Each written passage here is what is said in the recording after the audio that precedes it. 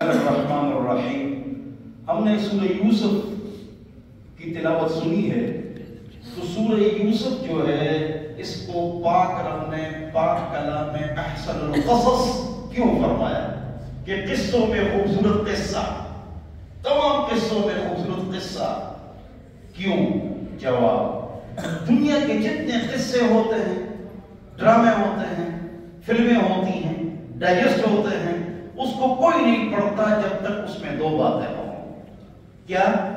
جب تک اس میں دو باتیں نہ ہوں۔ ایک گندا عشق و معاشقہ، لڑکی کے ارد گرد وہ چیز گھومے، اس نے اس سے محبت کی، فضول محبت، وقت کا ضیاع، ٹائم کا ضیاع، اللہ کی ناراضگی، نتیجہ زیرو۔ لو میرج ہمیشہ ناکام ہوتا ہے، کیوں؟ اس میں ادب نہیں ہوتا ہے، اور ضروری ہے کہ بیوی اپنے خاوند کا ادب کرے، اور لو میرج میں وہ فری ہو چکے ہیں، بیوی ادب کرتی نہیں تو رشتے ٹوٹ جاتے ہیں۔ تو جو بھی ڈائجسٹ ڈرامہ اس میں دو باتیں ہوتی ہیں، نمبر ایک غلط عشق، غلط محبت۔ قرآن و حدیث میں عشق کا لفظ نہیں ہے، اس لیے کہ کم ہی فضول ہے۔ صحابہ نے بھی عشق کا لفظ استعمال نہیں کیا۔ محبت جس کے پشت پر اصول ہوں، پرنسپلز ہوں، عشق جو بے اصول ہو، محبت جو مکمل ہو، عشق جو نامکمل ہو۔ آپ ڈکشنری میں عشق کا ترجمہ دیکھ لو، ڈکشنری میں لکھا ہوا ہے نامکمل محبت۔ اس لیے قرآن و حدیث میں اور صحابہ نے لفظ عشق استعمال نہیں کیے۔ ہم کہتے ہیں عاشق رسول، ہمارے علماء کہتے ہیں عاشق رسول، یہ لفظ بھی مناسب نہیں ہے۔ محبت جو باصول ہو، محبت جو قرآن و سنت کے مطابق ہو، محبت جس میں عقل کام کرے، محبت جو قانون کے تحت ہو، اور عشق میں یہ سب کچھ نہیں ہو۔ تو ایک ڈائجسٹ میں ایک لڑکی کے تحت وہ پورے ڈائجسٹ گھومتے ہیں، تب لوگ پڑھتے ہیں، اور اس میں لڑائی جھگڑا ہو۔ دوسری بات، فلم میں ڈرامے میں لڑائی ہو تو اس کو لوگ بہت شوق سے دیکھتے ہیں کہ بھائی اس میں لڑائی ہے، زبردست لڑائی ہے۔ پاک رب نے پاک کلام میں سورہ یوسف میں یوسف علیہ السلام کے قصوں کو احسن القصص کہا کہ اس میں لڑائی کا موقع تھا، ان کو قتل کا موقع تھا، جنہوں نے ظلم کیا تھا ان کو قتل کرنے کا موقع تھا، پھانسی کرنے کا موقع تھا، ذبح کرنے کا موقع تھا۔ اگرچہ بھائی انہوں کو قتل کرنا چاہا، ذلیل کرنا چاہا، بے عزت کرنا چاہا، کنویں میں گرایا، تو موقع تھا کہ اس کا ہاتھ اوپر تھا، اور وہ وزیر تھے اور امیر تھے، لہذا اس وقت وہ اپنے بھائیوں سے فل انتقام کے ساتھ، مطلب یہ ہے کہ وہ لیس تھے، ہر عدد تیاری ہر ایک بات سے۔ لیکن پھر بھی حضرت یوسف علیہ السلام نے بالکل دنیا کے الٹ لڑائی نہیں کی اور اپنے بھائیوں کو معاف کر دیا۔ اس لیے پاک رب نے اس کو احسن القصص فرمایا۔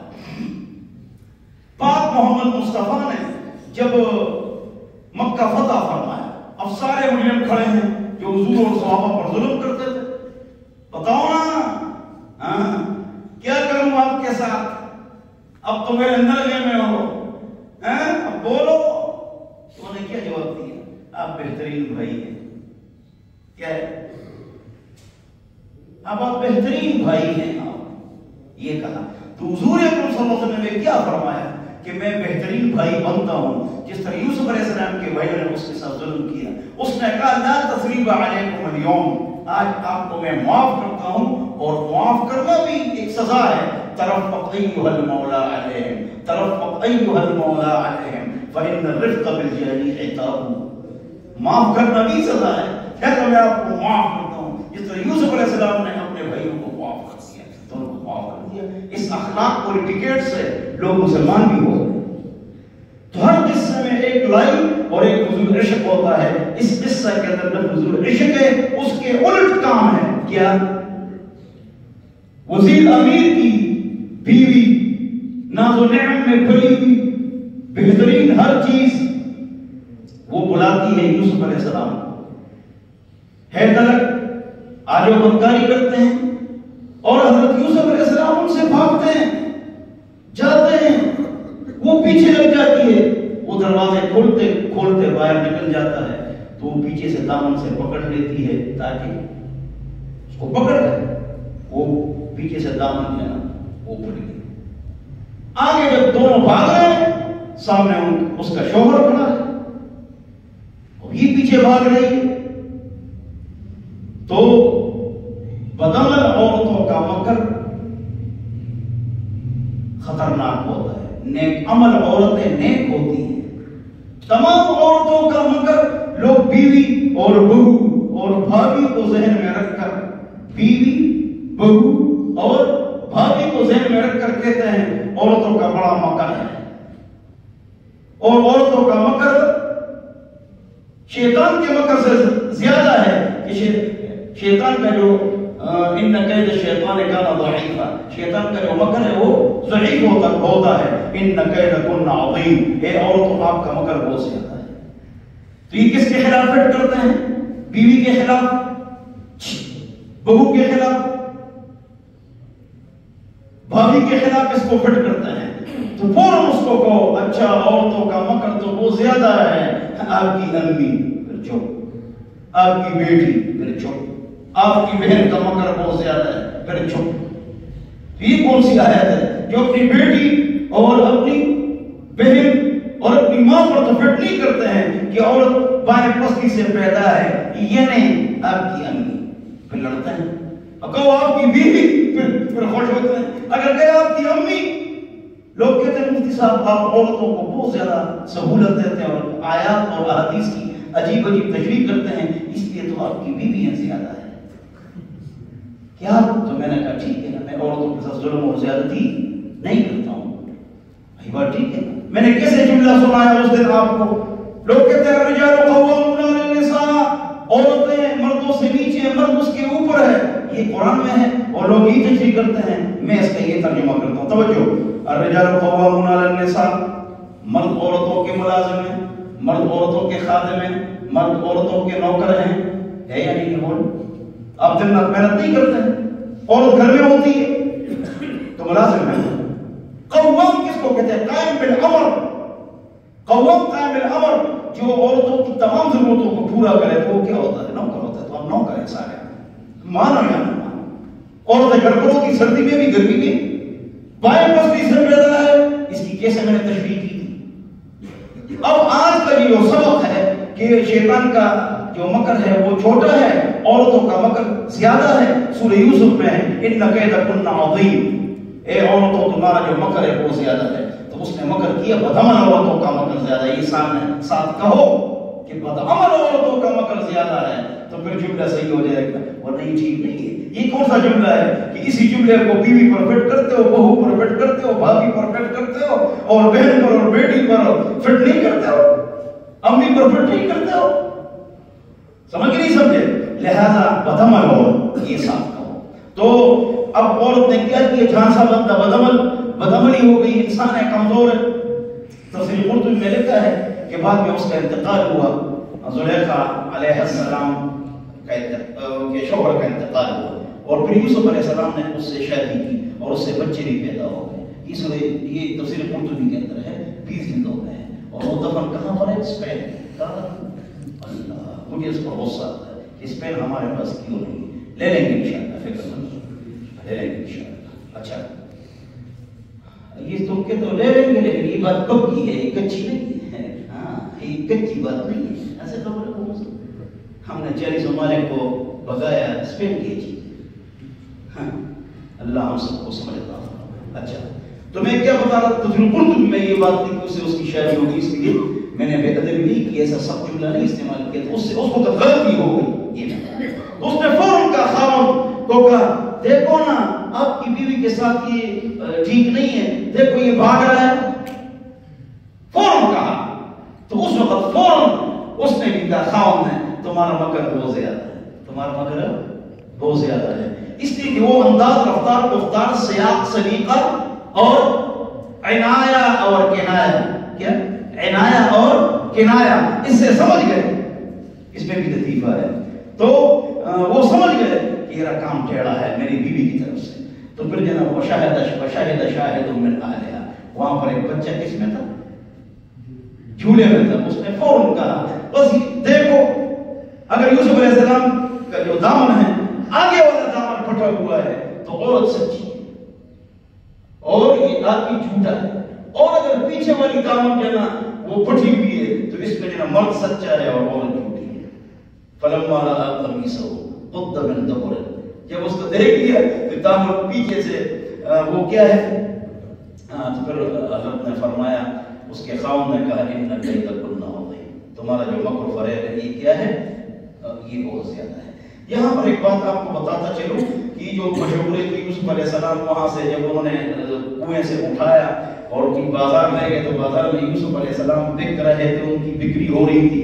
تو ایک عورت نے کہا میں بھی جاتی ہوں, بوڑھیا تھی اور سپنسے پٹھان سمجھ سپنسے والے کوئی کہنا جسے کو جسے روئی بنتی ہے اس کو کیا کہتا ہے, کپاس, وہ اتنا ساتھ لے گئی کہ میں بھی خریدوں گی. تو لوگوں نے کہا کہ آپ بڑے بادشاہ آئے ہوئے ہیں, وی آئی پیز مالدار لوگ, آپ کو کہاں وی آئی پیز میں آپ کو کہاں جگہ ملے گی, اور وہ تو بڑے مالدار لوگ ہیں, تو آپ کو کہاں سے اس پر اسپانسر بات بتا سکتا ملوشی.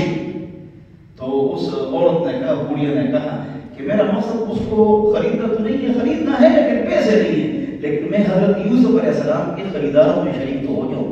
تو یہ قصہ جھوٹا ہے, یہ قصہ جھوٹا ہے. کیوں؟ کس کو پتا تھا یہ حضرت یوسف علیہ السلام بنیں گے؟ ایم ہی. ہاں, موسیٰ علیہ السلام جا رہے تھے اللہ سے ملاقات کے لیے, اور کہا کہ راستے میں بوڑھی ملی کہ میری اولاد نہیں ہے, دعا کرو کہ میری اولاد ہو جائے. تو جب موسیٰ علیہ السلام نے توجہ فرمائی تو وہی ہو گئی ہوگی کہ بھائی اس کی قسمت میں اولاد نہیں ہے, تو آپ کی قسمت میں اولاد نہیں تو چھوڑو بچو. جب چلے گئے موسیٰ علیہ السلام اور واپس آ گئے تو اس کے گود میں اولاد تھی, بچہ.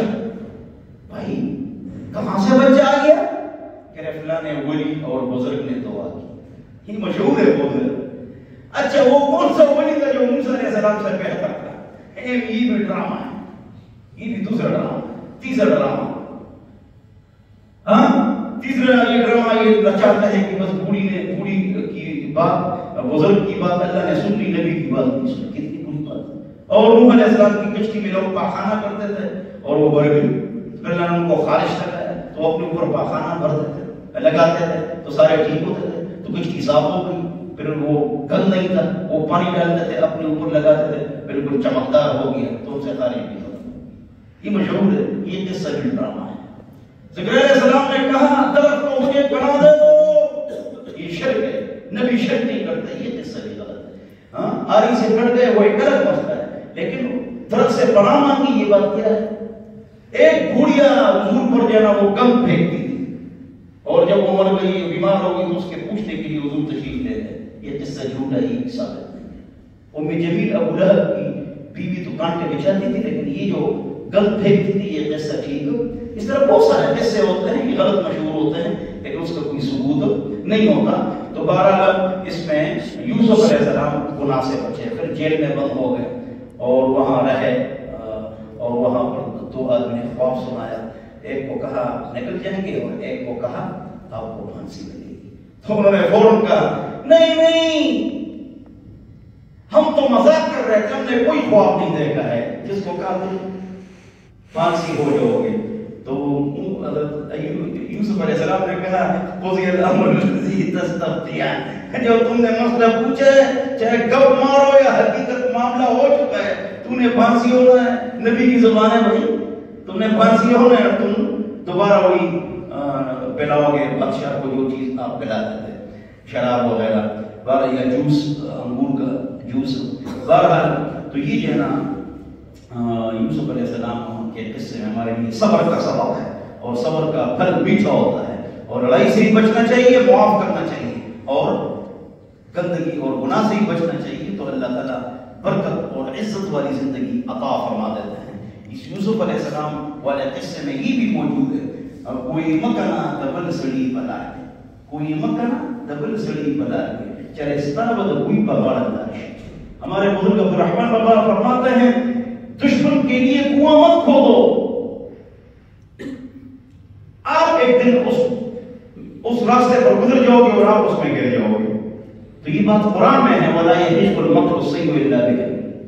جو کسی کو ذلیل کرتا ہے اللہ اس کو ذلیل کرتا ہے, جو کسی کو بےعزت کرتا ہے اللہ اس کو بےعزت کرتا ہے, اور جو کسی کو گڑھے میں گراتا ہے اللہ اس کو گڑھے میں گراتا ہے. یہ قرآن ہے وَلَا يَحِيقُ الْمَكْرُ السَّيِّئُ إِلَّا بِأَهْلِهِ. یوسف علیہ السلام کے قصے میں ہمارے لیے وہ سبق ہے.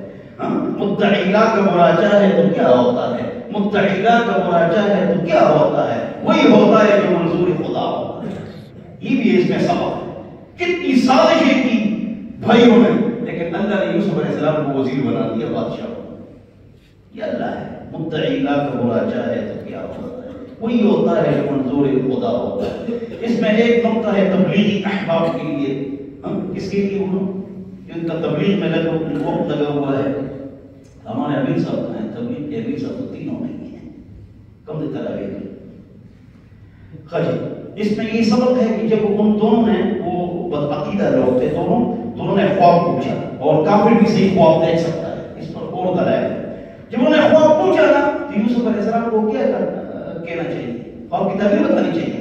توجہ, یہاں تبلیغی نقطہ ہے کہ نبی داعی اعظم ہوتا ہے. تو یوسف علیہ السلام نے خواب کی تعبیر نہیں بتائی, یوسف علیہ السلام نے خواب کی تعبیر نہیں بتائی, اور فرمایا ابھی کھانا آئے گا جیل کا, وہ کھائیں گے.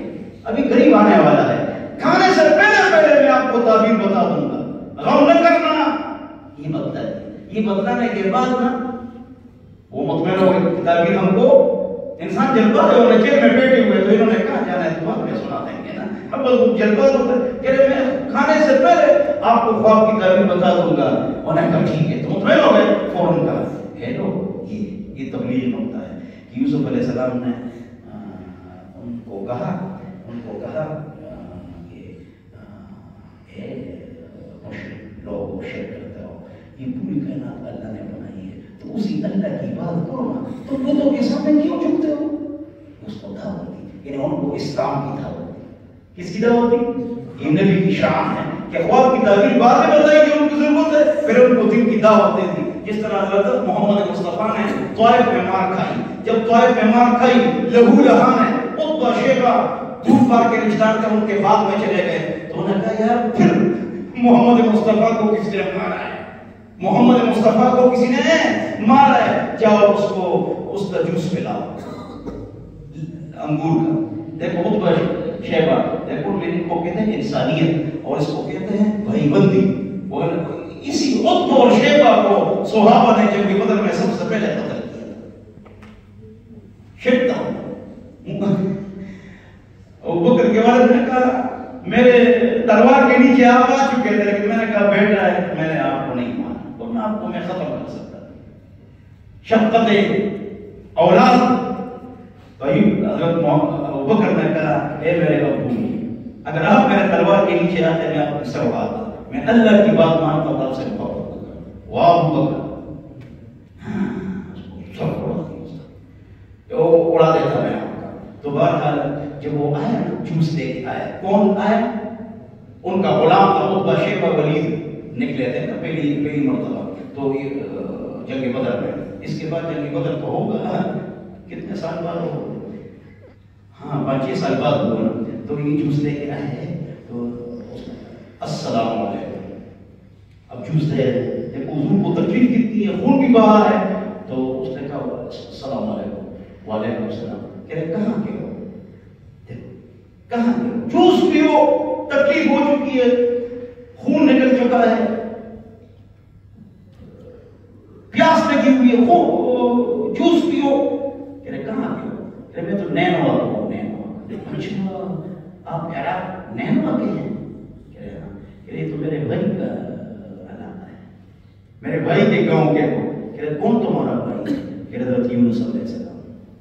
حضرت یونس علیہ السلام کے آپ گاؤں کے, تو ان کو دعوت دے دی, ان کو دعوت دے دی. حضور ایسا مسلمان کرتے تھے. اور پھر دعوت دینے کے بعد پھر جوس پی لیا, اور کھانے سے پہلے اور خواب کی تعبیر سے پہلے حضرت یوسف علیہ السلام نے دین کی دعوت دے دی, اور حضور نے جوس پینے سے پہلے اس کو اسلام کی دعوت دے دی. اللہ کو سب کو یہ جذبہ نصیب.